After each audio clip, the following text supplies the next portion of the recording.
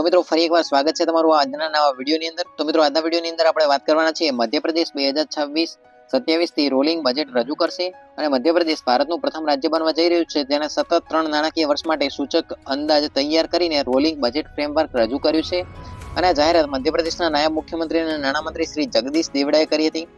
આગળ વાત કરવામાં આવે તો મધ્યપ્રદેશ 2026-27 માટે બજેટ અંદાજ તૈયાર કરશે અને 2026-27 અને 28-29 માટે સૂચક અંદાજ પણ તૈયાર કરશે। આ અભિગમને રોલિંગ બજેટ કહેવામાં આવે છે અને પહેલનો ઉદ્દેશ બજેટને વધુ જાહેર મૈત્રીપૂર્ણ વ્યવહારુ અને પરિણામલક્ષી બનાવવાનો હતો।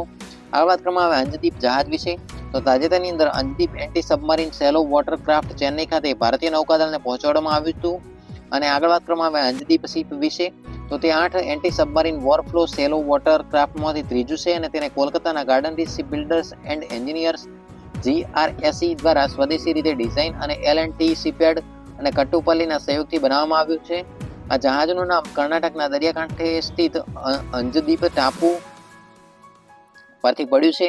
આ જહાજ ભૂતપૂર્વ INS અંજદીપનું પુનર્જન્મ છે જે 2003 ની અંદર નિવૃત્ત થયેલા પેટિયા વર્ગનું કાર્વેટ હતું અને અંજદીપ જહાજની વિશેષતાઓની વાત કરવામાં આવે તો તેની વિસ્થાપન ક્ષમતા 900 ટનની છે અને તેની મહત્તમ ગતિ 925 નોટ અને સહન શક્તિ 1800 નોટિકલ માઇલ છે।